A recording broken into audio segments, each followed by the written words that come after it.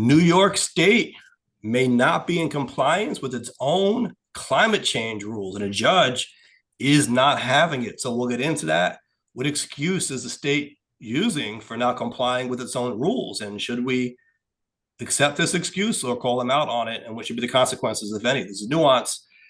I'm Mike Scala, an attorney and an MC, joined as always by Jay Carter, also known as Timid, the hip hop artist and the chair of BLM Tokyo. What's up with you, Jay?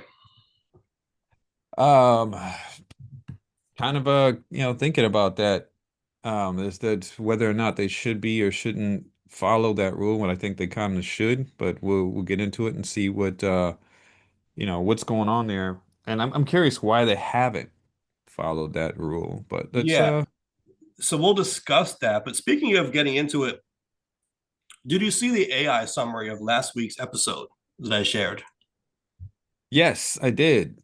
Uh, so that Zoom has that feature where it will do the automatic summaries and it kind of transcribes as the broadcast goes. So it can kind of Right. give you a summary And there. this is kind of a meta moment right now because now I'm wondering how Zoom is going to characterize the discussion about its characterizations of our show. Yeah. Hey, Zoom AI, what's up? Does it Yeah, I have mean, a name? do us well, right? Don't misrepresent our viewpoints. I'm asking you to be on your ball soon. I think it did a good job last week. I was actually surprised, maybe because it's the first time I'm seeing this. But for those who Mm, don't know, I think it's a feature of paid Zoom. I don't think you get it with the free version. I could be wrong on that. right. Someone said it was a paid feature, It but would make sense. it will use AI to summarize your Zoom call. So we happen to do the podcast via Zoom. And so we were able to get a Zoom AI summary of the show. And I Right. was impressed by it, right? And I can see other uses. I'm an attorney, like I mentioned, right? And so for Zoom meetings that I'm conducting my practice, it would be nice to have that summary. Of course, as with all things AI, you've got to be very careful. You can't take it as gospel, right? Because it does make Well, there's mistakes. also It right. hallucinates, as we say. There's also you mentioned using it for your practice and whatnot. There'd also be the privacy concern because anything that's transcribed there goes to Zoom's servers or whoever's servers Zoom is using, maybe through the API, and Right. that could be used for training or could be used for other things. So it may not be suitable for all occasions. Yeah, I did see something also a while back about that. Some lawyers in particular were very concerned about the changes to Zoom's privacy policy, I think it was, and they were saying that this could affect their use of Zoom going forward.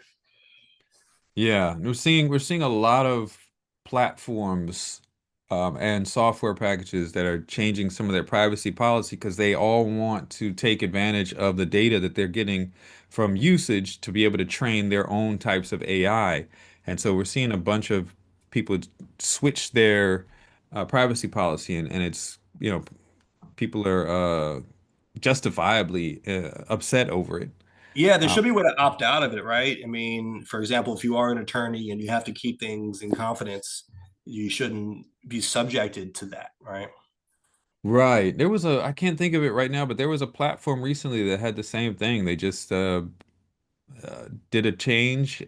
People freaked out, and then they walked it back, but they were trying to do the same thing, saying that, we get, get the data and we can use it to train our stuff. We have the rights to do it, and people are like, eh.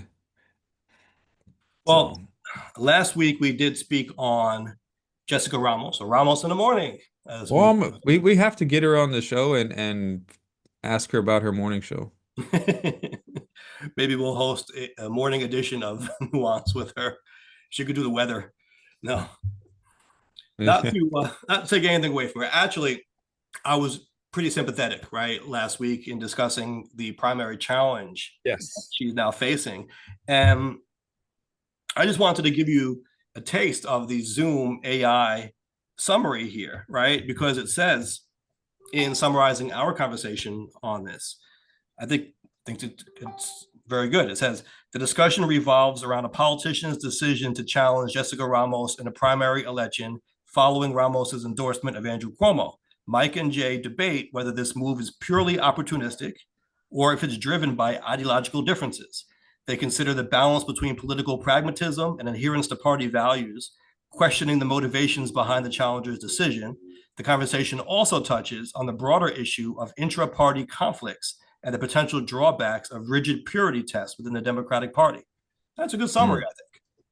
I think so too. Yeah. So So sounds like something very intellectually stimulating. it does, right? I was saying that to you. It makes us sound smart in the way it's characterizing our conversation here. Right.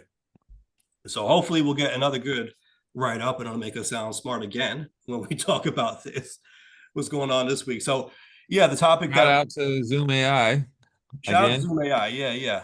We'll suck up to you to get good write ups here.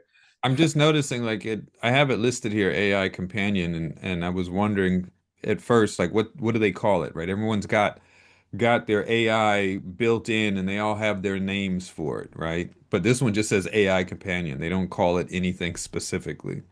Okay.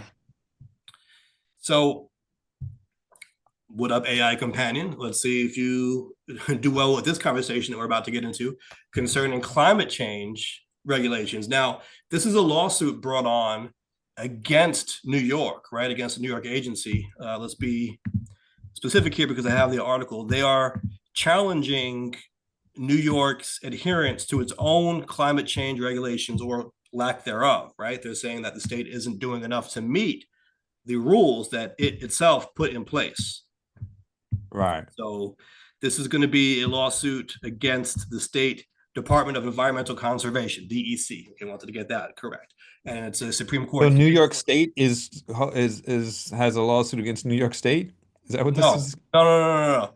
There's an environmental group suing New York State's Department of Gotcha. Environmental Conservation. So Gotcha. it's the agency of the state, right, that's in charge of enforcing and putting, acting out these rules. These rules were put in place by the legislature, right? Right.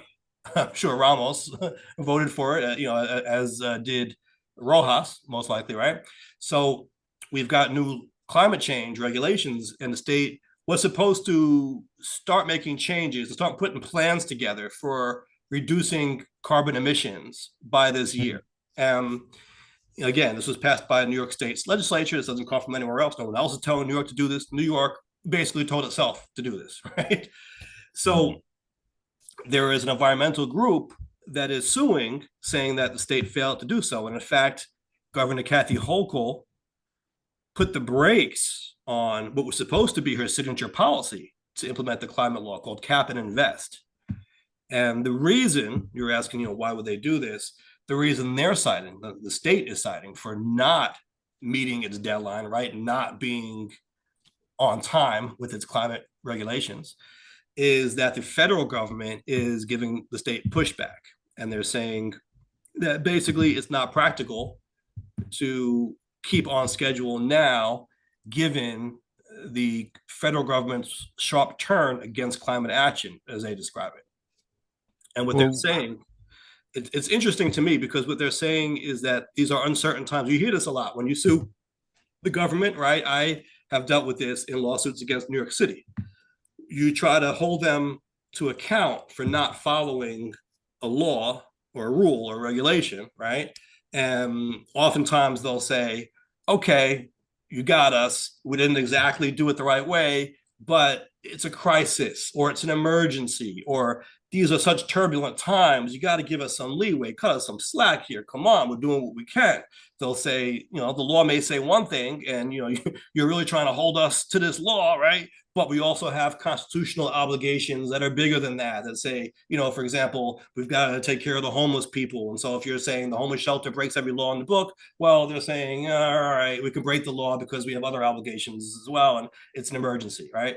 So it's interesting that you're seeing something similar now play out at the state level when an environmental group is trying to sue the city over not following its own rules, or suing the state rather.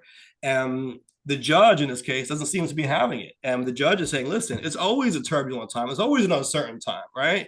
It reminds me, like we were saying in the pregame, about war, right? We're always at war, it seems, in some form or fashion, right? We've been just our whole I lives. think we're one of the only countries that has been pretty much constantly at war our Right. whole existence. And so to always play that card and for the government to be like, listen, these are crazy times right now. Yeah, they're always crazy times. When is it not a crazy time? Does that excuse you for following the law? Right. Um, yeah, I mean, I find it a little odd that they're saying basically the reason why we haven't done it is because the federal government is kind of dragging its feet. At the same time, I wonder if the law, uh, when they set those targets, they kind of counted on certain funding from the federal government to allow that to happen. And since the change in the government, the change in the focus of the federal government is cut back those funds and maybe make it difficult to meet those targets.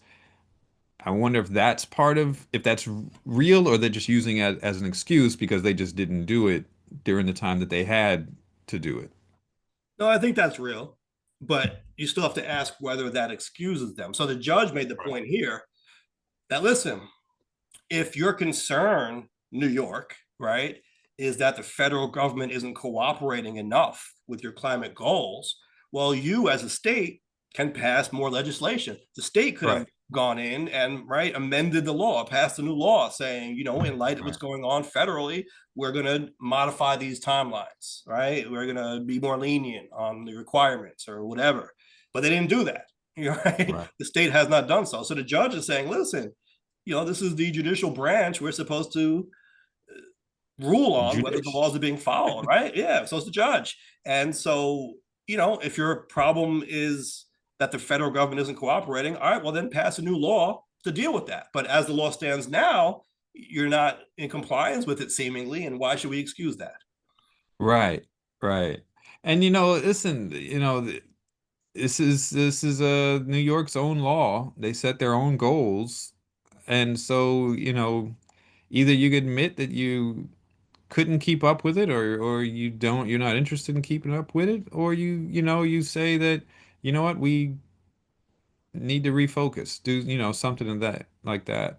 So I think even if the federal government sans funding that they may need to accomplish these goals that they've set, but even if the federal government changes its focus, that doesn't mean New York has to change its focus on climate goals. If they saw that these goals were important, and hitting climate change goal targets, reducing these emissions is very important. Um, it shouldn't matter if the federal government says, you know what, we don't care anymore, we're going to keep going crazy. New York should still be like, well, it's still important, and we're going to move because this is what we feel is important. Absolutely, absolutely. It's, I do understand though that so much of what the state is trying to achieve is dependent on funding, right? Right. Support at the federal level. So if you're not getting that, it could be Sure. difficult. It is a real obstacle. The state can't Sure. fund itself completely. It does require, it does lean on the federal government for help. So this was a warning. I think Bernie Sanders was making that point in the presidential race. Like, yeah, if climate change is important to you, even states that find it important to them are going to fall behind because Right. they're not going to be getting the necessary cooperation from the federal government. So, it is a Right. real issue. But again, it doesn't Absolutely. mean that the state should be excused from following its own rules. Now, I understand Right. they're Absolutely. saying that it's impossible. Well, I think that calls for the legislature to come in and amend that law or clarify that. Right. No, absolutely. And if they haven't taken that step, then that doesn't fall to the federal government as fault. That's, state not handling the legislation properly. Like I said, it is important. They could be relying on certain funding and support from the federal government that's no longer there. But now you go in and you readjust. You say, okay, you know what? That's not there anymore. It makes this timeline unattainable. So, to achieve these goals, we're going to have to find another way and make the rules follow that timeline. Now, even with the judge seemingly favoring the environmental group here, um, the name of the group I just had it Earth, is it Earth Justice? Hmm. It's let me get it. Earth, yeah, it is Earth Justice. One word, Earth Justice. Uh, they are encouraged by how this hearing went. However, even they're conceding that it may be a moral victory because what really is going to happen, right? The state can appeal. The case can go on for a very long time. And DEC is suggesting that it will reopen the discussion in the months and years ahead, right? This isn't them saying that they're done with trying to meet the goal. They're just saying they're stalling, they're delaying it. And so, Right. what's really going to happen here, right? This could very well end up in court for the next several months, even a few years, and maybe by the time it's all said and done, the state will be back on track, or will have amended the rules or done something different. So I think it's maybe, still maybe it's just like important. a yeah, like you can say it's important, even if the judge to go like this, right? Right. It's important to make sure something is happening or accountability is introduced Yeah, or, to keep it top of mind. Like if it hasn't done, maybe it's falling by the wayside because of some other things. And that could be completely true, right? Other things popped up, funding is dried up, this, that. But these are the law that you've set for yourself and the goals that you've set. And so it's important to bring that up and confront them about it and make something happen, right, right? right. A change, maybe an adjustment. Maybe they're not going to get them to follow it exactly how they laid out because it may not be possible anymore. But you can make an adjustment so that there can be some progress on dealing with climate change. Even if it's not the same ambitious goal as before, it could be another goal set that you can actually move towards now. And so that's very important, I think. Hold their feet to the fire. Absolutely. And I think that's something that needs to happen across the board with all politicians in Right. all governments, state, local, federal, um, they need to be held to their feet to the fire. So, do we want to do a poll on this, asking if states should continue to aggressively combat climate change, even in the face of federal resistance, or if they should wait for Sure, let's go. Let's go cooperation? for that. Let's go for that. I think, I would hope everyone would say yes, they should. Right. Let me But and if just here's the some thing is, comments. if they don't do it, it means that the state was only taking this action to comply with the federal government, and they really didn't care about the action in the first place. But yeah, I Well, think the goal would or be good. they were just depending on that funding or cooperation for the infrastructure or whatever. Yeah, but if they think it's important, they'll find a way. It's easier said than done. I agree that they should be doing all that they can do, but how much can they do becomes the question. How much? Sure, but again, they could, like the judge said, well, you could have gone in and amended it, right? You could have Right. readjusted the goals, something that's Right. more, maybe something more realistic, something more attainable, given that the federal government is failing in what you relied on. If Yes. this was what you wanted to make progress toward, you could have handled this. All right. So we'll see what kind of responses we get here. The poll question of the week is: do you believe that states should be doing more to combat climate change, or should I say aggressively? Let me rephrase that. The poll question of Mhm. the week is: take two. Do you believe that states should aggressively combat climate change, even in the face of federal resistance, or should they wait for a more cooperative federal government? Okay, that was a longer one, but I think it's good. We'll Yeah, see I what. mean, if you want, if you put it No, online, no, it's good. you want to chop off that last part, that's just kind of like a clarifying clause.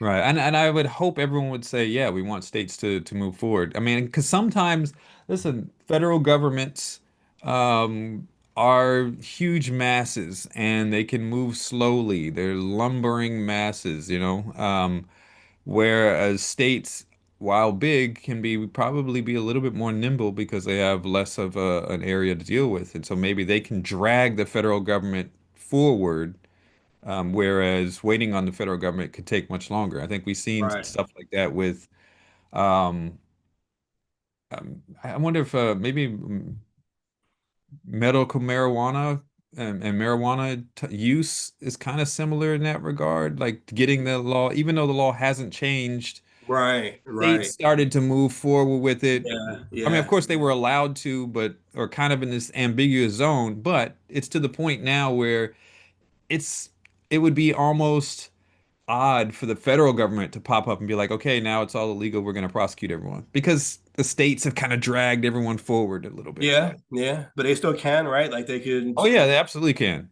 if it's someone they're really trying to go after, right? Maybe maybe someone has way more pot than they tolerate as the federal government. Yeah, I mean, Right.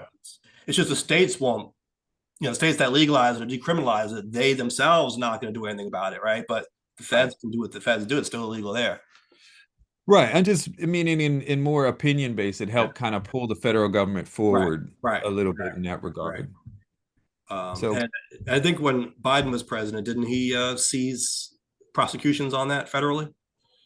um, didn't they overturn like all of them or something or a No, I'm bunch of talking. Yeah, them? those are convictions, right? The federal convictions. Right. They let people out, I think. But I think he also instructed his Department of Justice not to prosecute for marijuana offenses. Right. Right. So So, yeah, so we'll see what people say on this. I think that they're going to say climate change cannot wait, right? And so you can't wait for the federal I government to get hope. that together. You can't wait for anyone. You got to do what you can do. Yeah. But we'll see. I'd hope. I'd hope people would say that. Yeah. Well, here's an interesting segue because Uh-oh. we were talking about the federal government cooperating or not cooperating with what the state is trying to do. Well, QueensWay, right? I'm at the forefront of this QueensLink versus QueensWay battle. And I think some people still get confused by the names because they're similar, right? QueensLink is my plan, right? I'm counsel to QueensLink, really the Queens Rail Corporation, which is the non-for-profit group that advocates for this plan. QueensLink wants the train, the Rockaway Beach line, to be restored for transit. And it's being proposed right now as a new subway extension. But the idea here is we want that transit line back. And there is plenty of room along the line to have park space if that's what the communities want, right? If we call it rails Mhm. plus trails, other cities have done it around the world. Transit is the priority, but it's not to say that you can't have park space if that's what you want. There is still plenty of room. We've surveyed this, right? To do that, to have, like we said, bike paths, trails, things along the line, under the line, various parts, etc. So that's our plan. QueensWay is the opposing plan, and they are the ones who don't want transit, right? They say they want to take this line, this right of way that still exists, and convert it exclusively into new park space, right? So we're saying you can have both. Transit is the priority here, but it's not one or the other. You can do both. They're saying, no, no, no, no, no. We just want to make it a big ass park, no trains, right? So they were given money to start implementing this plan. In fact, Mayor Eric Adams got behind this, and they said they were going to designate part of the right of way to begin construction. They called it phase one of the QueensWay. Now, we were told all along that we shouldn't worry as QueensLink supporters because whatever they built park wise wasn't going to interfere with the possibility of train reactivation later. They said that the architects, people behind it, who design the plans, will be instructed to hold land open for transit. Now, we kind of took that with a grain of salt, right? Because we know that the people who are behind QueensWay really are anti-transit, right? They're saying we want to get a park over this train line so it can't be used for transit again. So, to give them millions of dollars and to trust that they're going to build their designs, right? Build their plan in a way that leaves the door open for us. Yeah, well, it's like, all right, it's not something that we really have a lot of faith in. So the money, right, was being allocated from various sources to begin phase one of the QueensWay. We said, all right, big if, capital I, capital F, if it were done correctly and transit were retained, right, the transit component was still there, then it could end up becoming phase one of our project, which, like we said, is transit, but we also will allow park space as well, where it needs to be. But again, big if, can't count on that. Now, the federal government has put a pause on over $100 million of this funding that QueensWay was supposed to get, right? So they're a casualty of the federal government's latest budget cuts. And, this is one I am happy about because it's over $100 million that this QueensWay group is losing to essentially build a park over our train line. You said you're happy. This is one you're happy about, so you're not gonna like go and like dance in front of their offices or anything, are you? I mean, you're giving me ideas. So the deeply unpopular QueensWay, this was really what I should be saying every time I mention it, the deeply unpopular QueensWay, because we've covered this on here before. Polling was done, right?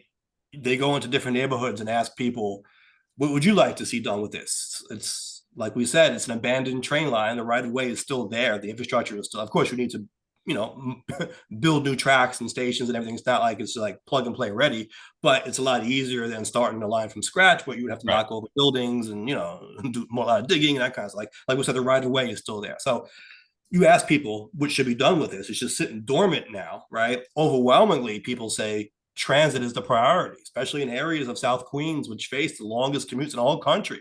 Of course, Right. this would be the only north-south subway or train line in Queens, and it would connect Southern Queens with Northern Queens, which I think is part of the opposition from folks, right? If we're being real. Right.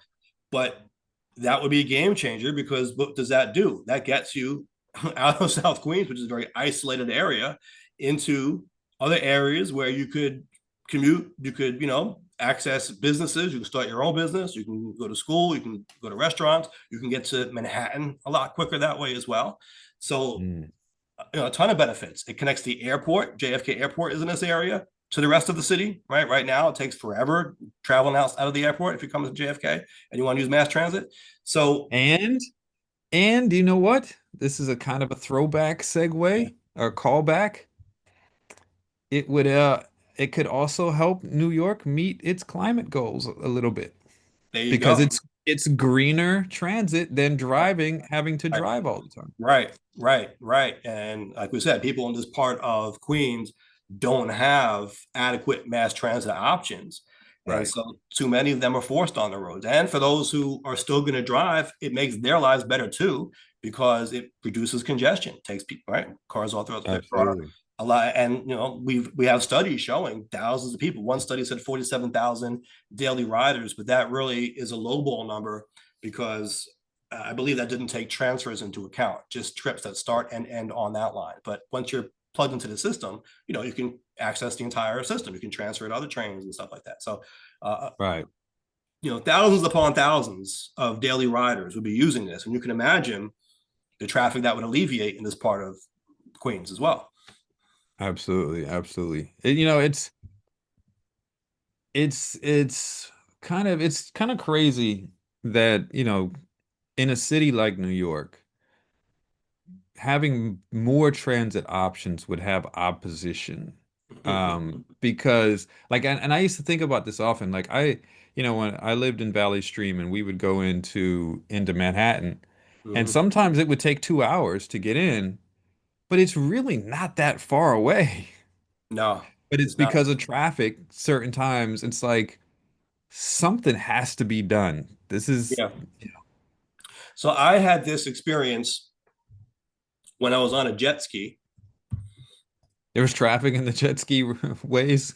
No, it made me realize firsthand how small New York City really is compared to how big we think it is because it's so congested, Right. right? On the jet ski, I started off in Queens, right, in Rockaway. I'm flying. I'm in Brooklyn. Next thing you know, I'm in Coney Island. Now I'm by the Verrazano Bridge. You know what I mean? Now I'm by the Statue of Liberty. Now I'm in Manhattan. Now I'm in Newark, New Jersey. I'm everywhere on this damn jet ski in no time, in a flash. Yeah, and I'm zipping Right. by the traffic. I'm in the Narrows, and I see the Belt Parkway. Right, I could turn my head and see the Belt Parkway and see the cars stuck in traffic on the Belt Parkway there as I'm going right by them on a jet ski. And really, since we are a city on the water, this is why the ferry was so important, right? We're a city on water, so like Venice, Right. damn near, right? So So, you know, getting around that way shows you that, yeah, really, it's not that big. It's just, it feels massive because it takes forever to get places. But then you look at the miles that you're traveling, it's really not that much.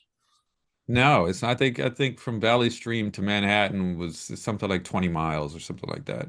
Yeah. You know, Imagine like, you know, the A train in Rockaway, right? Which is the subway line there.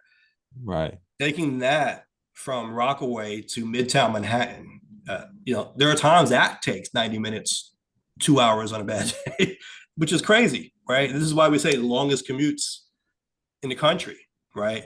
No one should have to commute that long to get to the economic center of their city, right? To get to Midtown Manhattan in this case. And I know Queens Link likes to focus on connecting Queens above all. That's important too. But you know, I think you know it's kind of saying the same thing. If you get to Northern Queens, you're right in the mix. You can, you know, you can be in Northern Queens and do your business there, which you know does have a lot more to offer in terms of business and economic development.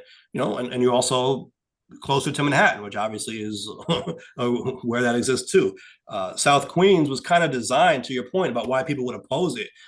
You know, look at the history, look at Robert Moses, look at why South Queens is what it is. In many ways, it was designed to be that way, right? This isn't a coincidence. This is, you know, out of sight, out of mind. It was like the mentality was, let's dump the projects over here. Let's like, you know, let's have certain development in this area and keep it separated from the rest of our nice city where we don't have to see it or think about it or be exposed to it. And people still have that mentality. Unfortunately, there are people in Northern Queens who have a very negative view of people in South Queens, people in the Rockaways, right? And they don't understand. You'll hear people say, "I don't want people from far Rockaway coming into my town." You know, that's what that's what they're thinking, and you know, I think that's a it's kind of like a very ugly mentality, but it's very prevalent. Right. So, So well, this is an example of the federal government not cooperating in a way that is actually good. Maybe by coincidence, right? I don't think that they targeted Queensway, the deeply unpopular Queensway in particular. I think it just happened to fall into one of these buckets that got cut, you know, and you know, say la vie, right? But I will say that while we, as the Queens Link advocates, were able to get funding into the state budget this past year for the Queens Link, that was intended to be matching funds for a federal grant that we got, and that was allocated by Buttigieg's Department of Transportation before Biden left office, right? Uh, that is currently in abeyance right now, right? That's being held up right now, also due to the federal government's cuts. And so we, you know, we're kind of a victim of this too right now. hmm. So, well, hopefully, you know, people can come, it can come through and get Yeah, the transit that they need. yeah. So we are doing a tabling event on the boardwalk in Rockaway this Saturday between 10 a.m.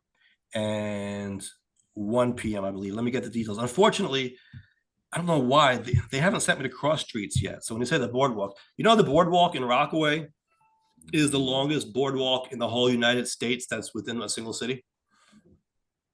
I did not know this. Yeah, it's a very big boardwalk.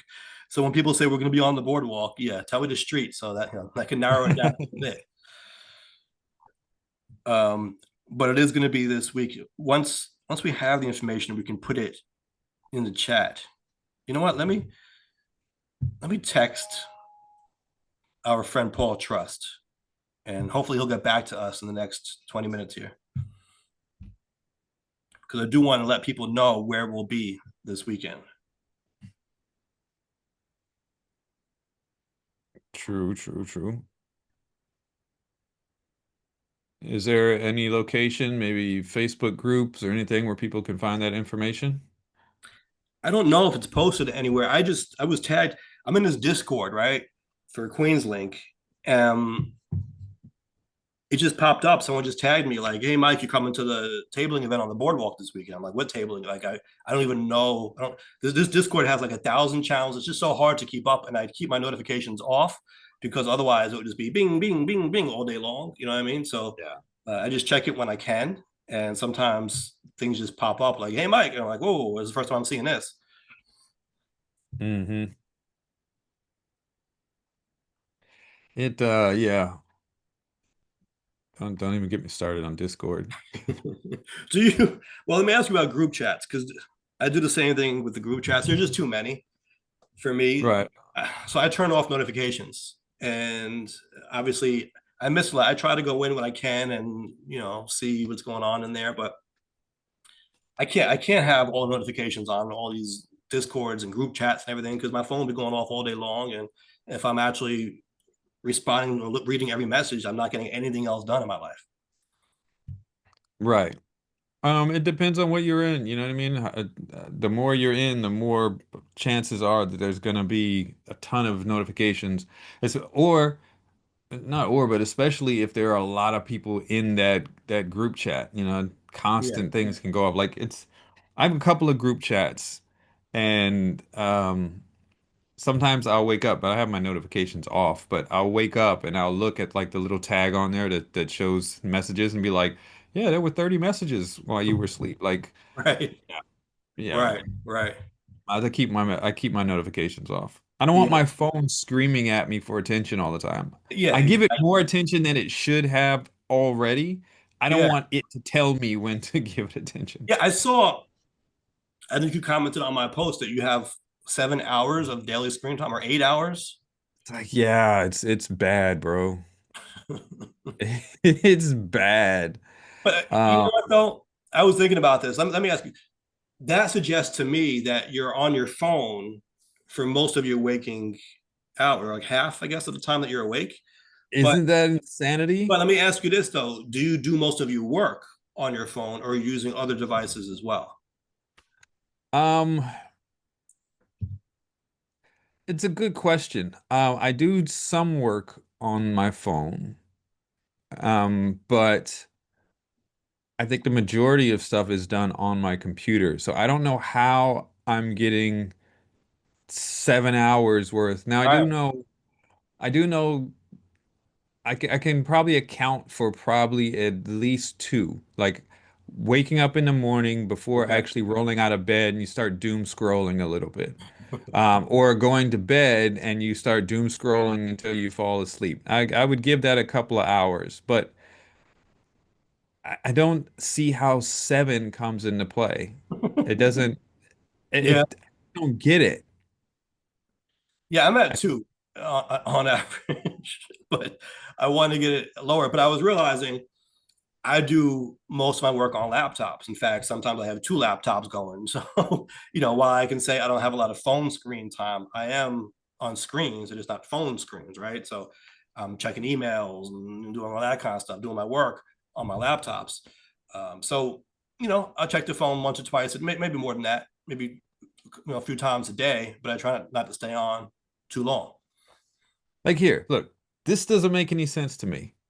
Okay, I don't know if you can see this. This is from yesterday. 10 hours, 28 minutes. That's what it's estimating that I'd spent 10 hours, 28 minutes on my phone yesterday. And I don't see how I said I did 7 hours on social, which three was Facebook, 2 hours on TikTok, an hour on Instagram. Um, The hour and a half on games, yeah, I know that because I spent an hour and a half playing Scrabble with my grandmother. Okay. Yeah, but the seven on social, 3 hours on TikTok, I can't. How Not was I doing three seriously. hours So, scrolling on Facebook? right. You should probably just keep your phone somewhere else until you want to use it. That's what I do. Not even because I'm trying to stay off of it, just because I just forget where it's at. Right? It might be charging in my bedroom or something like that. I'm in the other room with the laptops. I might go in and check it a few times throughout the day when I'm trying to take a break or something like that. But I don't always have the phone on me. It's always like, where's my phone again? Oh yeah, it's over there somewhere. So I And think that helps. I wonder if I don't know. 10 hours, it sounds kind of crazy to me. Yeah. Um, uh, I am going to have to grab this door real quick. So I'm Okay. going to have to leave it to you for a sec. All right. Well, I just got a text back from Paul Truss saying, let me see if I can find out for you. So, yeah, that information is not as readily available, unfortunately, but the flip side to that, right? The good thing is that QueensLink is out there tabling a lot, right? Out in the community a lot. So, it isn't like, I guess, a huge deal, right? To say, oh, we're tabling, we have a table event, because it's always happening. And that was one of the things that I did advise them to do. We weren't doing enough of that a couple of years ago. And I said, listen, this is a battle of political capital, right? QueensLink versus QueensWay.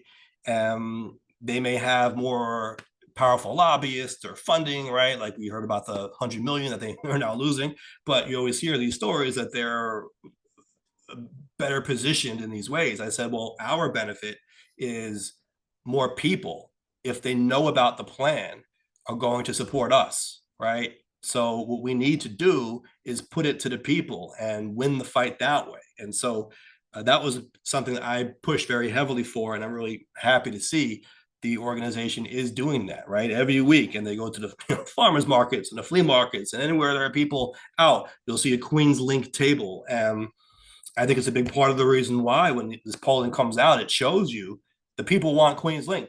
Why would you say no to rails plus trails? If you can have it both, if the right of way is big enough to cover both, why would you say no to that unless your agenda is to be an obstructionist? And I think that is really starting to come to light. So Ooh, I do bold think a lot of words. that is a product of QueensLink just being out there and putting the information to the people. And it'll happen again. I'm going to try to get the exact area, the exact cross street of the boardwalk. But this Saturday morning, please come out if you can and talk to us. Bold, bold, bold, bold uh accusations there. Do you They're think so? You think that's purposefully bold? being obstructionists. Well, think about it, right? If the options in front of you are you can have rails plus trails. By the way, Queens already has more parkland than any other borough, and even right where this right of way is, there's something called the Brooklyn Queens Greenway, which isn't even really used. And so, what they're actually proposing is to build a park through a park, right? But if you can have both, if you can have rails and your trails, right, and parks, say plenty of room to do both, but you say no, we don't want both. We don't want both. We just want the park. We don't want the train. What is that? Is that not obstructionist by its very definition? Um, I suppose, I guess. Um, Differing priorities, perhaps. But it does make, it sounds like a good compromise, though. Like you said, uh, rails and trails, you get both, It you reminds know. me. It just I just thought of when Eric Adams announced the first phase of the Queens Way, right, where you're gonna start building the park plan. I had a meme. I think I probably put it in the QueensLink Discord, and I'm not sure if he put it on Twitter or whatever, but it made me think of Exhibit and Pimp My Ride, right? And so it was like one of those. It was like, hey dog, we heard you like parks, so we built a park through your park so you can park while you park. You know, because that's what they're doing. They're Right. building a park through a park. What is the point? Do we really think the objective here is to build parks on parks on parks, or is it to stop the damn train? I don't know if I could speculate on that. Um, Maybe they just don't, like you said before, they just don't see um that area that the train would connect as being an important area. And so, it's the park to them is more valuable. But they already have a park. There's already a park there. Yeah, you need more parks, We boy. need more parks. You gotta have parks. And if we're saying you can have both, we can build our train and still give you plenty of park space. They're still like, That's not enough park space. More park space. right. We actually surveyed the land and saw, I forget the number of acres, but it was a very large number of acres available to do that and to leave it up to the communities, right? Not just dictate what goes on, but to say each community can have some input. This is what the right of way looks like as it passes through. When the train passes through your neighborhood, this is how much space is left over. Here's what it looks like. How would you like it designed? Do you want to build some parks? Do you want to put some nice swings for the kids? What do you want to do? There's plenty of room here, bro. You know what I mean? That's the new slogan. There's plenty of room here, bro. Right. That's the that's the new slogan right there. So You need t-shirts and everything. There's plenty of room here, bro. What do you want to do? not a bad, you know what? It's not a bad slogan. It could be QueensLink, right? You have, It's so New York too. Like, it would be bro, right? There's plenty of yeah, room here, bro. yeah. Yeah. I like it. I like it. So, all right. So, Well, why don't we go over the poll from last week before we close out? yes, absolutely. So we had a poll actually from not last week, but the week before last, and we were talking about the nicknames on the ballot, and also not just for candidates, but also for objectors. So the question that we asked was, should candidates and objectors be required to use their full legal names when participating in the democratic process? And so, like, we identified that there are a lot of names that are commonly recognized that have nicknames like Michael, Mike for Michael, those types of things. But then, if those are allowable, but then others are scrutinized, there could be a discriminatory factor in there, especially if it's non-Anglo type of names or Americanized names. So we put the poll out, and the results that we got here were. So the question again was, should candidates and objectors be required to use their full legal name? So we got 71% said yes and 29% said no. Wow. Yeah. Now, it's possible people might not have understood exactly what was going on here, and the nuances of the legal issue. So, do we have any interesting comments that kind of explain the votes? Well, one person said, if Rafael Cruz can get away with it, I say go for it. If Right. Willard Romney can do it, I say go for it. Yeah. Okay. And that goes back to our discussion last time about why would someone want to do that, right? Why wouldn't you want to use your real name? Why would you want to pick a different name? I think those are some examples, especially in the case of Cruz. I think he was trying to make himself seem more Americanized, right? To the Republican electorate in Texas. Yeah, absolutely. Absolutely. And listen, I don't care which way you slice it, you can't get Ted from Rafael. So that would be one of those cases where it wouldn't be immediately evident Right, that this is the same guy. right, right. So And that is interesting because Ted Cruz did run for president, right? he did, and he ran. And he ran as Ted, not Raphael. Let's see. What year Yeah, was I he? don't think I'm going to I don't see. think most people wouldn't know that his name is Raphael. Right, because I just want to be clear, we're discussing New York election law, so different states are going to do it differently, right? We're Sure. discussing specifically what the law is in New York, but if he ran for president, he had to get himself on the ballot in New York, and so I'm curious to see what he put. I'm thinking he probably put himself on as Ted Cruz. You know what? Was that 2016? I think it was 2016. Um, could have been. Now, someone here said like if this intent to mislead voters could be impossible to prove or disprove, um, uh, they should present the candidate's name in the form of Willard Mitt in quotes Romney, so there's no ambiguity. So have the nickname in quotes in the middle. So you got both the full name and the nickname. Okay, so like Mike Scala, Yeah, yeah. because of why a concern that someone might be trying to. Well, so there's no ambiguity, right? So it's definitely clear who you're talking about on there. Someone down here said in 1976, every state listed Carter as Jimmy except for South Carolina, Mhm. which had him listed by his legal name. Right. Today, I can imagine some red states targeting Democratic candidates from immigrant backgrounds by not allowing them to use their anglicized nicknames. And I Well, that would was imagine, probably okay. I was gonna say, what brings that to mind, we maybe it didn't happen on the ballot, but it was how the Republicans made a point to say Hussein Obama constantly Yeah. because they wanted a certain image projected. Um, it wasn't on the ballot that I recall, from at least not in New York. It didn't say Barack Hussein Obama that I remember, but I could see somewhere like a Texas putting Barack Hussein Obama on there to try to.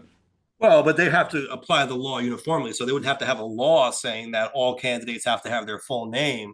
And I guess you're saying they might pass a law like that because they're trying to out candidates that are trying to hide their names or trying to, expose candidates for that reason, for kind of nefarious reasons there.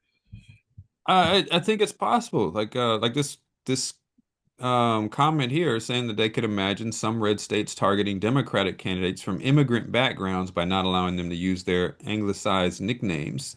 Well, this was Since something that we're people seeing in could New York. know. It's not a red state. This is the case in New No, York. no. Yeah. Sure. So and that's really at But the I heart could see of that the issue, right? That being there are candidates who have nicknames that aren't readily understood necessarily in the US, right? They're from other countries, other cultures.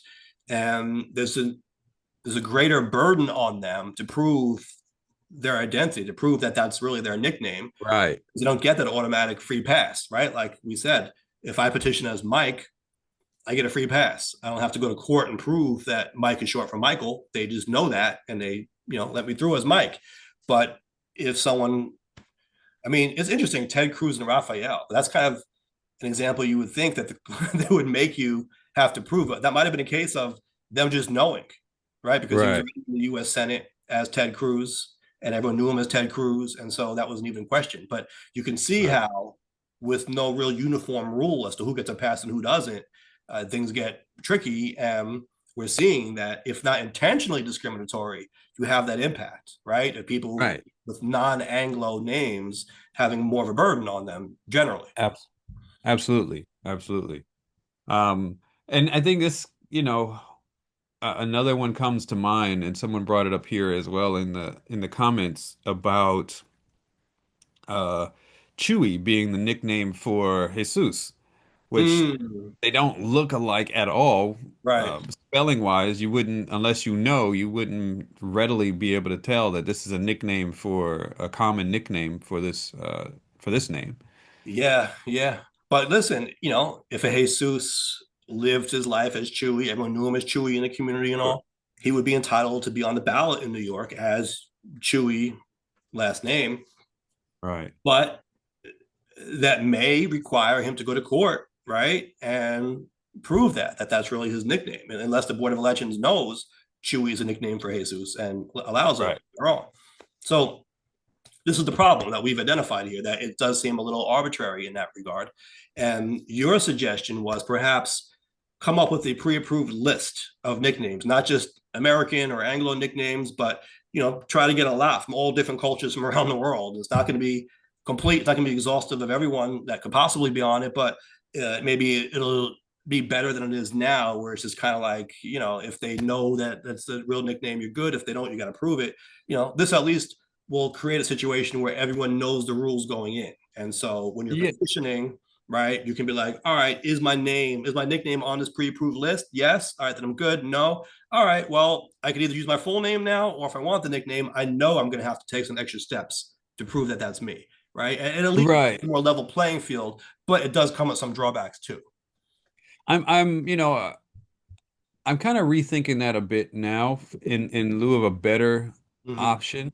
Okay. And it was one that we discussed here in the comments, and then someone else even brought it up here.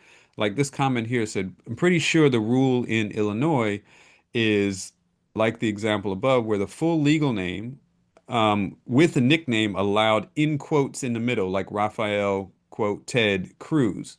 Mm-hmm. I think that's probably the simplest without having to Well, curate a mm-hmm. list that would essentially be a living document because nicknames can change regardless. Doesn't Right. that document would only cover common nicknames. But And if then we people put will be the saying, "How full come my name isn't on it?" They'll be trying to get their nickname on it, and people will be protesting. right, It'll be constantly be a battle of who's on the list and who's not. right, and then you'd have to put you might have to petition get your name put on it before you and it's already a headache to do Right, run for office anyway.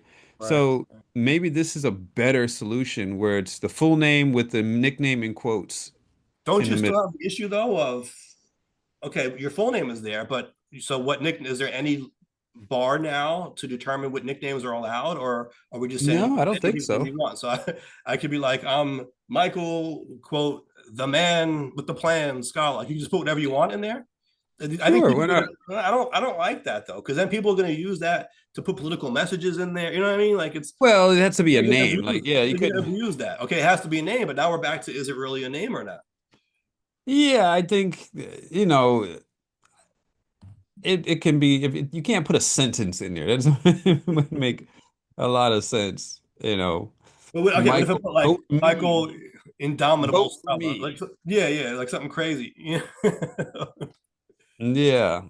So, You know what I mean? Like there still needs to be, I think, some kind of regulation or some kind of bar that you got to get over to show or to establish that that's really a legitimate nickname, that you're not just making something up because it sounds cool. well, yeah, think about what was his name? Scooter Libby. Right. Like like come on, is that really a name? But that's what he Yeah, was but known you as. can, if you want to go that far, you can legally change your name to just about anything, right? So, Yeah, if you want to manipulate the ballot, I guess, to your liking, you could always change your name legally, and then they can't really tell you, no, that's your name. right. So, Paperboy love um, this, right? but I think the solution of putting the full name with the nickname in quotes is probably the easier solution to implement. Okay, but again, how are you establishing what is a legitimate nickname and what isn't? Well, I mean, if you're going to be campaigning with that name, your materials is printed with it and everything, and you're showing up at debates under that name. I mean, it shows that this is a name that you use. Yeah, but you might just be using it for the election.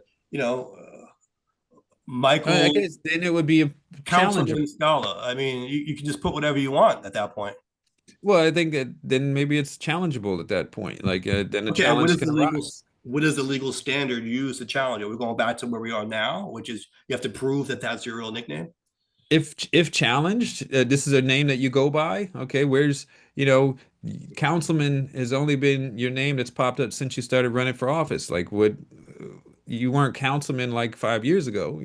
Like, you only use it for this, and it's now, it's kind of obvious in that regard.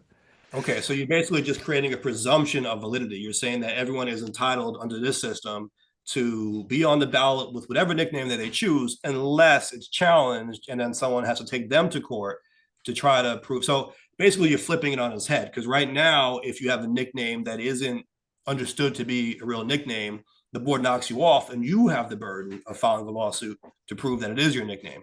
So with your Right. system, you're saying, well, you're putting your real name on there anyway, and so your nickname now we're going to presume is valid unless someone challenges you to show that it's not, right? So instead of you having the burden, the objector now has the burden in that scenario. I think so. I mean, of course, there's a lot of ways that could be abused. Um, but I think in the immediacy, it would probably be the easier implementation. We are going to, uh, you know, I was gonna say we're going to, give that grace that everyone is engaging with the best of intentions, and then I think about the political landscape, and I'm like, oh, well, you know what? Maybe, maybe not. Oh, Yeah, I don't know. It may create a situation where everyone wants to have their nickname on it, even for the sake of making the names longer. It may sound silly, right? But if someone else has this really long, long name, it's like taking up all the space on the ballot, and you've got little one or two syllables per name. You might want to be like, hey, listen, how come they get this long name printed? I want to have mine look bigger on the ballot too. And so I don't know. It may incentivize people to start putting in nicknames where it's not even really a nickname. They just want to have it appear in their so name. that so they get like 3 lines on the ballot, so They that get their well, name not even appears three with that. lines, right? But like you can just picture the effect if I'm Michael Scala and someone else has their first name, their middle name, their nickname. It's like they're taking up Oh, all this real estate on the ballot, and mine looks small compared to them. Psychologically, you might think I don't want my name to look so puny next to theirs. right. I could see that. I could see that. So if it says Michael Mike Scala, and then Right. next to that the opposition is Ted Cruz, it's like, Yeah. there's a lot more space. But I mean, I don't know how much you can really be concerned about that as long as it's not excessive. And then of course you got to just decide what constitutes excessive. But some names are longer than others. That's just normal. Yeah, I'll give you one too, and you tell me if you think this is a real issue or not. I won't go into details about the particular name, but this is a real situation I dealt with in election law, where there was a candidate who was using their nickname, right, that they go by, and everyone knows them in the community by, right, but Mm. their real name was much longer. It was an African name. It was a much longer name, and the person running against them, one of my clients, was asking me if we could force them to put their full African name on the ballot because they thought that voters in New York, would be less likely to support someone with that kind of name. So, Hmm. do you think now, because under your proposal here, you would be forcing them to put their full name on the ballot, even if they don't want to put their full name on the ballot? No, no, I'm not saying they should be forced to put the full name. If you're gonna go by a nickname, then put your full name with the nickname in quotes. If you don't have a nickname, then you don't need to put anything there. You don't, you go by whatever your name is. So if you're Michael Scala and that's Right. what you are campaigning under, then you don't have to put Mike on the Oh, I ballot. If know. you're Mike and Yeah. your full name is Michael, then you could put Michael Mike Scala. That's what I'm saying. This candidate didn't want to put their full name on the ballot because it was an African name, and they didn't think voters would prefer to Mhm. vote for them if they saw their Right. full African name. And so they wanted to make themselves sound more Americanized, and they used their Makes American sense. nickname. And so, right under your system, they would be forced to put their full name on there. And that could sound like one of those, concerns about red states trying to put names Yeah. out that don't, you don't want on there. It's like a Barack Hussein Obama situation almost.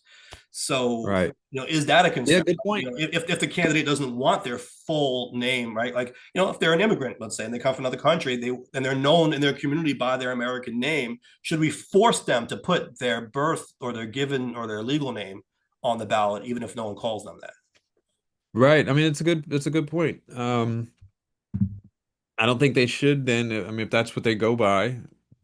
But again, we run into how do we validate it? All right, how Yeah. do we, you know, maybe a combination of both, that have a list with some names on it, have the option to go by. Maybe it's just, when you sign up to run, Mm-hmm.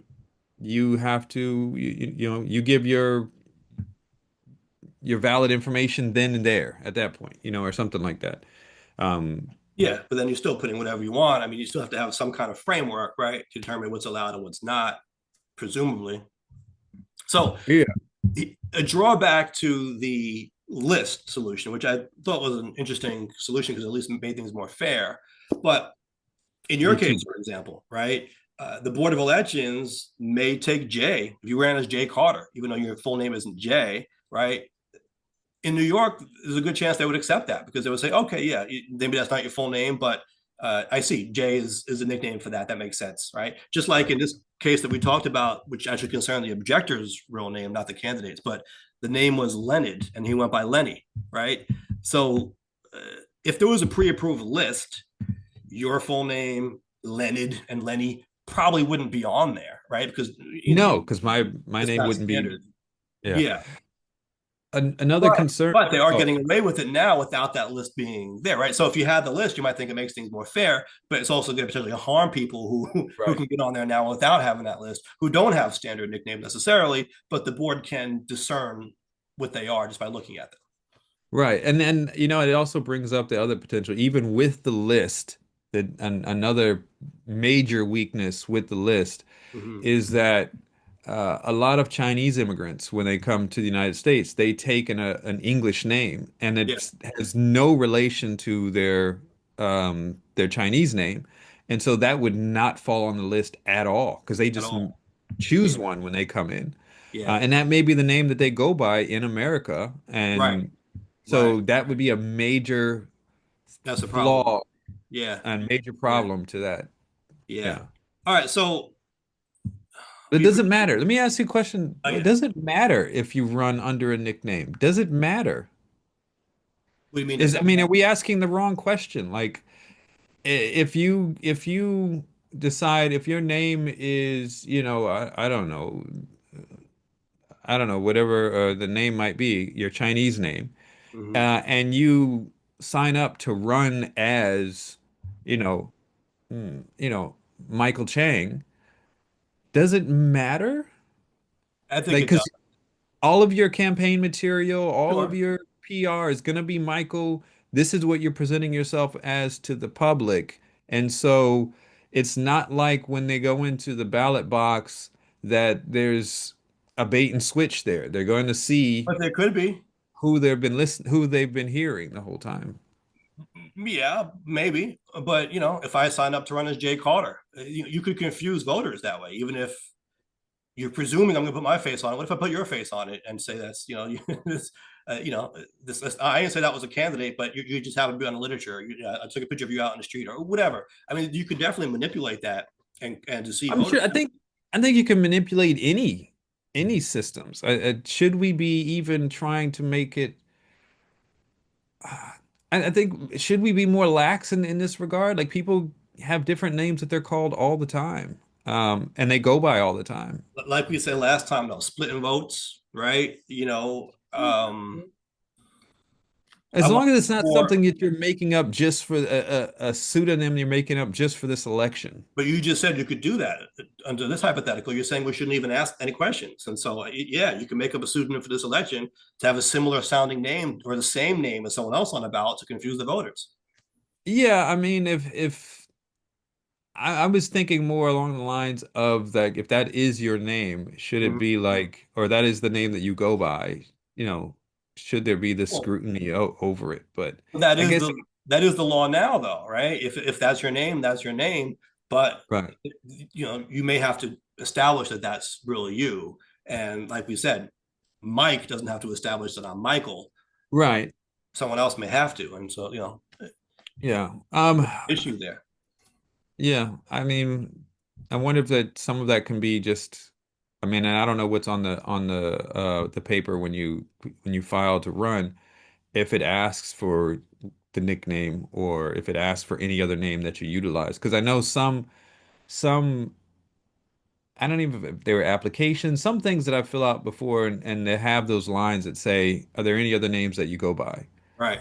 No, when you So maybe petition, you put has name of candidate, and the right. campaigns themselves draft the petitions, by the way, right? And Yeah. so if the petitions aren't drafted correctly, they can be knocked off. But substantial compliance is required. Not doesn't have to be exact, but the right information basically has to be on there. So you have to have the name of the candidate, and then you just put the name of the candidate, and that's what will appear on the ballot. What you put, but like we said, right? I could put Mike Scala, no problem. But if the board Right. of elections looks at that and is like, hey, there's no one, there's what name you say, Michael Chang. There's no Michael Chang here. There's something that someone else Chang, but we don't know that that's Michael, right? Then they're Right. going to knock them off unless you can go to court and prove that that's the same person.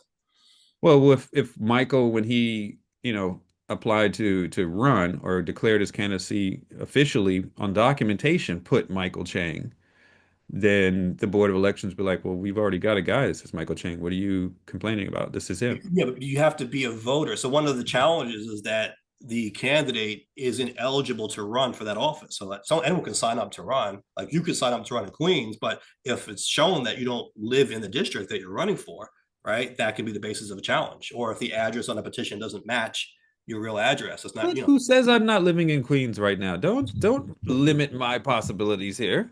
I'm just using you as an example. Yeah, I just there's got to be nothing's going to be perfect.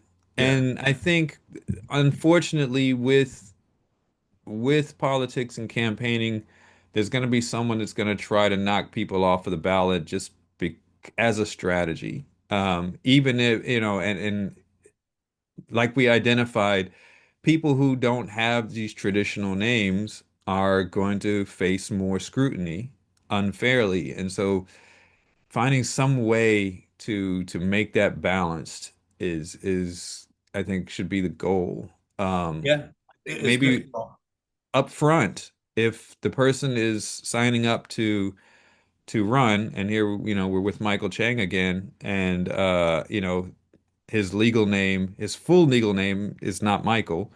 But when he signs up and declares his candidacy and his bank statements and all of that stuff, and he's got Michael down there, or some other measure of proof that the board deems how you identify someone, then I don't think that would be an issue. I mean, so what you're saying basically is that the board should be doing what the courts historically do, right? The courts Do it historically up front so it doesn't do it go up to a front. challenge. So the board, right? And I think there is kind of a move in that direction with recent legislation that the board should be more proactive in allowing people on the ballot, even if it's a nickname, without them having to go to court every time. But Right, especially if in the case of the non-common ones, like we said, Mike and Michael's never an issue anymore, but some of the other right. companies. So I think they're trying to combat that and say, let's just let them on. But it really becomes a matter of where do you present your evidence, right? If you present it to the board, normally the board isn't Maybe front loading it. fact-finding body in that way. Normally they're bound by their own records, but maybe you Right. can create some kind of forms, like you said, to fill out with the board. Now the board has records that you're saying that that's you, and it kind of just shifts the burden, right? Then because then someone can still challenge that in court, but it's not like the candidate has to go to court just to get on the ballot. It's a matter of the objector now, trying to knock you off, right? So Right. And then the the board word would be about the like, well, objector we've already instead of got the this. candidate. Yeah, we've already got them on record with this name. So your challenge makes no sense. Go away. Leave us alone.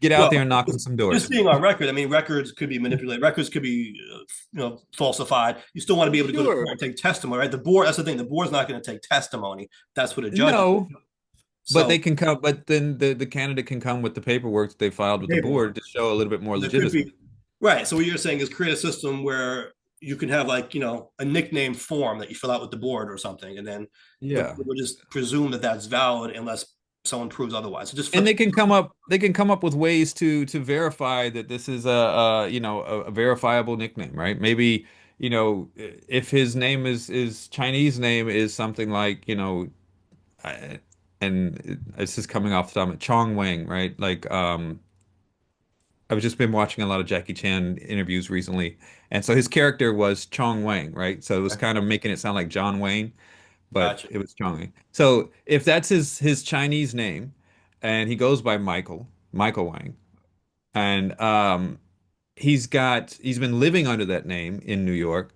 Right. He probably will have or might have utilities in the name of Michael Wang. So you could make it like the DMV almost, and be like you have to have a utility bill, some kind of statement, or maybe like two forms of documents showing that you're called Something this. like that.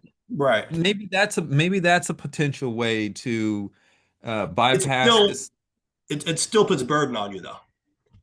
It does. It Yeah. does. Does put an unfair burden. Like, why do I have to prove it when Mike doesn't have to prove his? Right. I definitely get that because more than likely, I would say your bills are probably in the name of Michael Right. instead of Mike. Right. So it doesn't completely solve the issue It's either. tough. So It's tough. So before we wrap up, because we're going long now, but yeah, I did want to get to the other angle, right? The other wrinkle in this, and that was, well, we've spent a lot of time talking about the candidates' nicknames.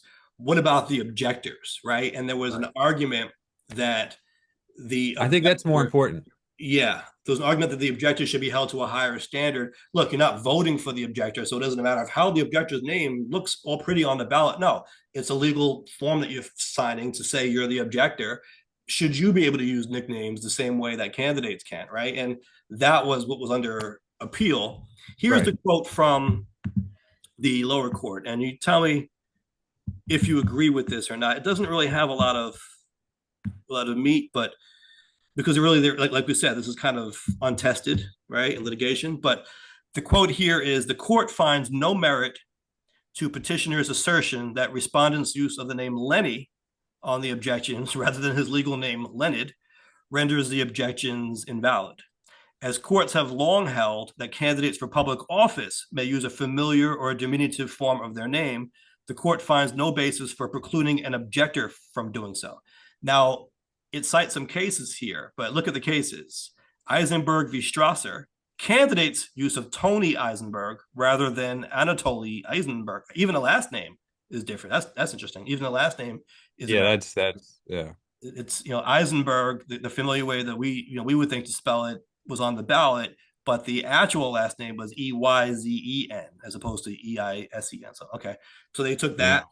that. Matter of Yakubich versus Suffolk County.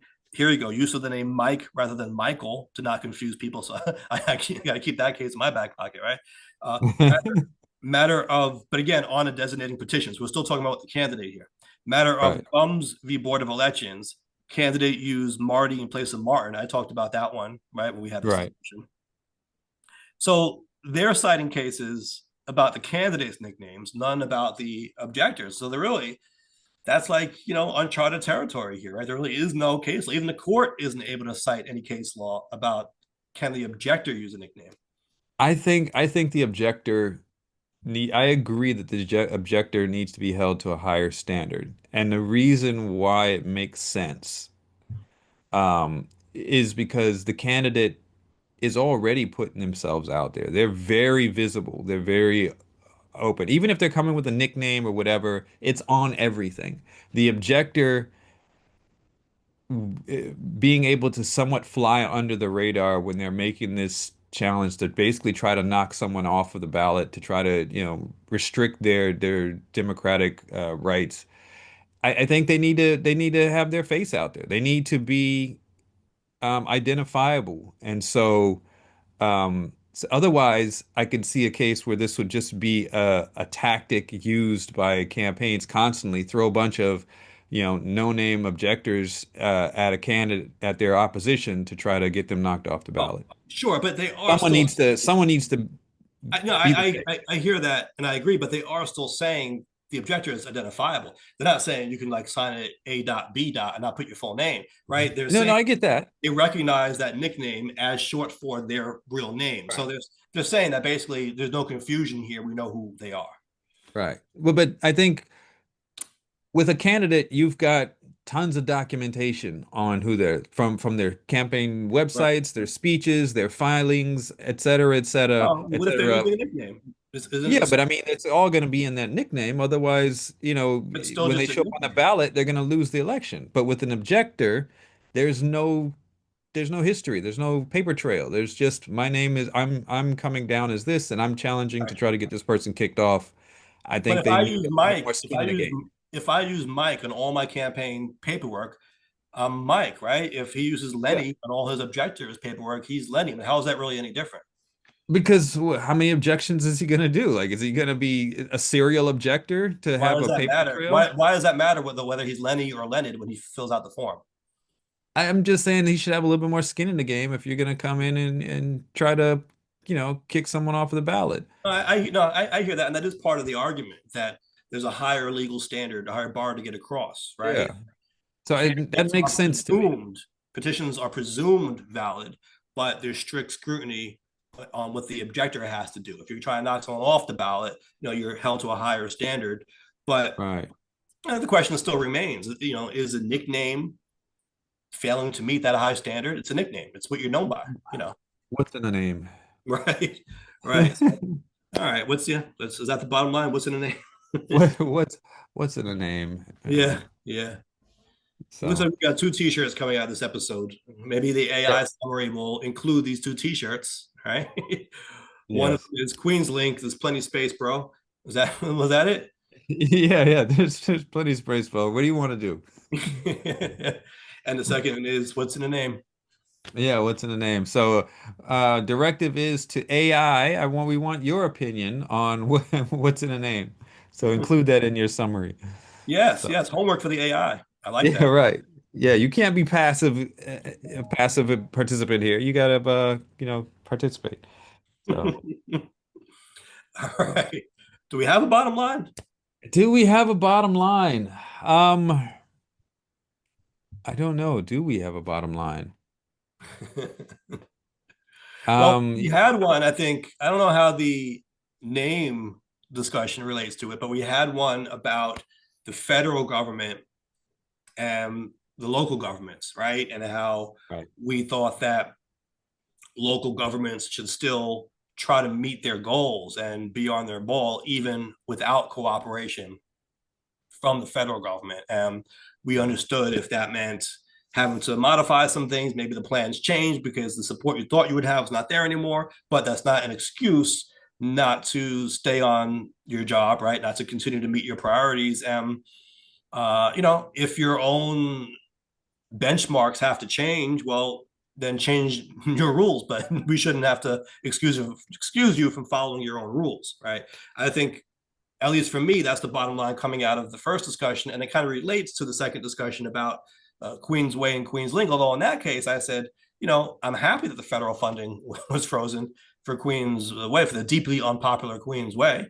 But I guess whether it's QueensWay or QueensLink, the state and the city are going to have to figure out a way to move their plans forward there as well, right? I mean, it's unfortunate. Maybe we won't have everything we need to build the project now. Maybe we will need to wait for the next administration to do certain things, but that doesn't mean that you just stop. I mean, I think you still move the ball forward to the extent possible, right? Regardless of what's going on above you. Absolutely, absolutely. You don't use that as an excuse if that's the direction that you're headed in. So Right. that works for me. That's a good Okay. one. And so people can find us on the interwebs, on Mm-hmm. Al Gore's interwebs at Nuance Show for YouTube, Facebook, Instagram, and everywhere podcasts are available. You did say Al, not Albert. Yeah. Oh, What's in a yes. name? Yeah, I So, and I did. do think he Is was is it but is it Albert? Is it not Alvin or Aloysius? right, Aloysius was a popular right, name at one point. right. And was it? I mean, I could be remembering this wrong because it goes back so far now. I think when Al Gore was running, he was just Al Gore on the ballot. I don't think he used the full name there. Right. So, all I right. Well, think so.